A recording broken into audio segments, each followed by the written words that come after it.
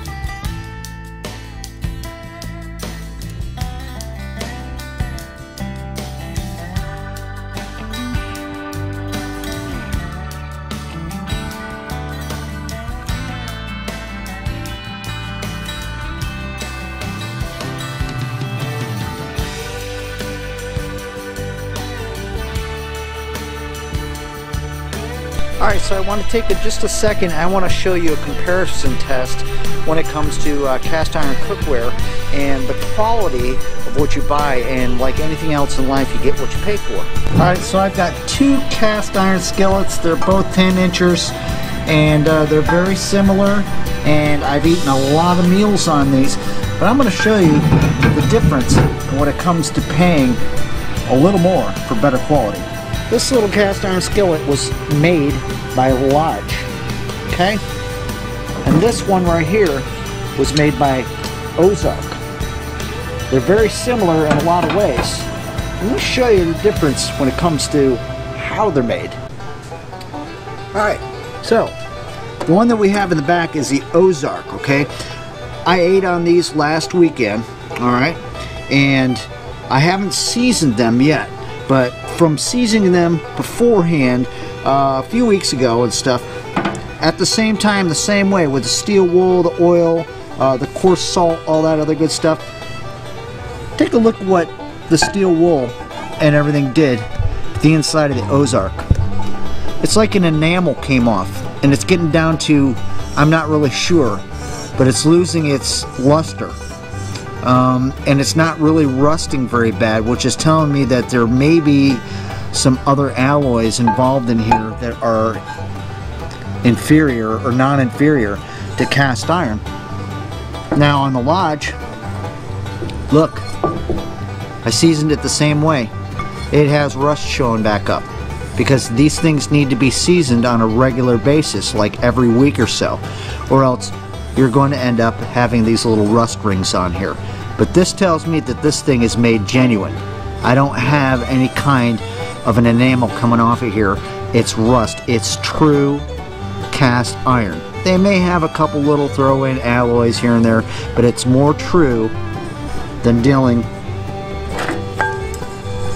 with an $8 skillet where the enamel's coming off and it's not true cast iron, than spending $24 and getting a genuine Lodge. It might look a little crappier, but you know what? It's the real deal.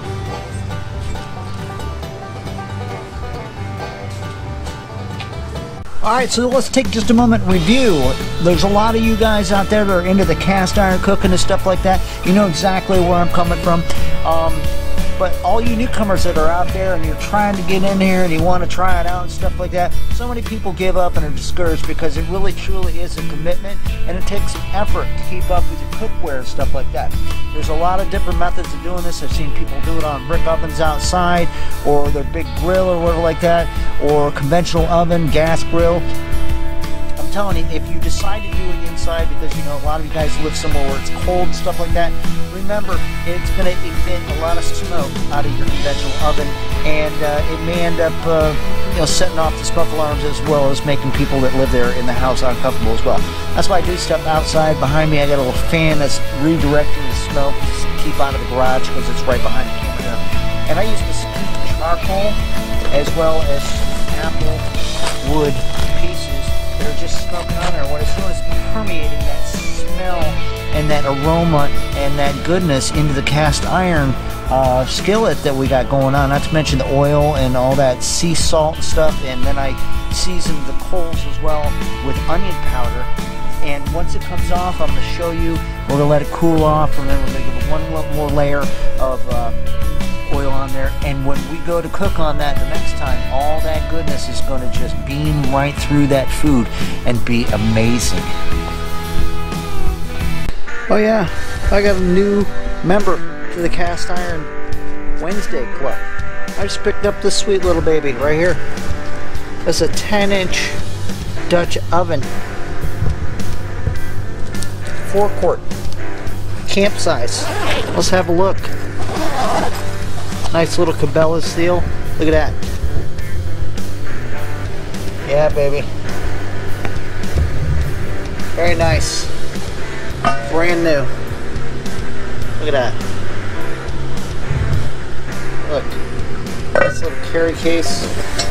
I wasn't crazy about the handle. I wish it would have been like my other one. It had kind of like the little cradle here for the handle. But I'll live with it. It's camp style. See, and it's a Dutch oven. It's heavy, it's cast iron, but it's not that bad. It's not like my big one you see looming back there in the distance underneath my table in my filthy garage that I have to clean out and stuff.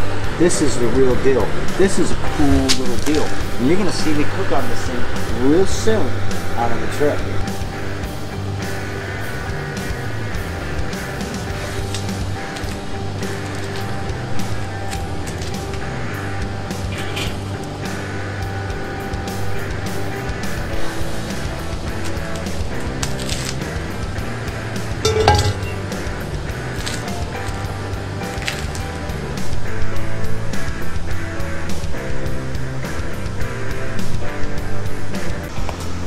Well, hey, that's all the time we got for today.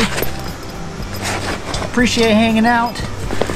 If you learned anything or you found this useful, be sure to share it with a friend and tell them about the Creative Outdoorsman. I'd love to hear how you guys take care of your cast iron cookware. Leave me a comment down below, and I'll see you next week.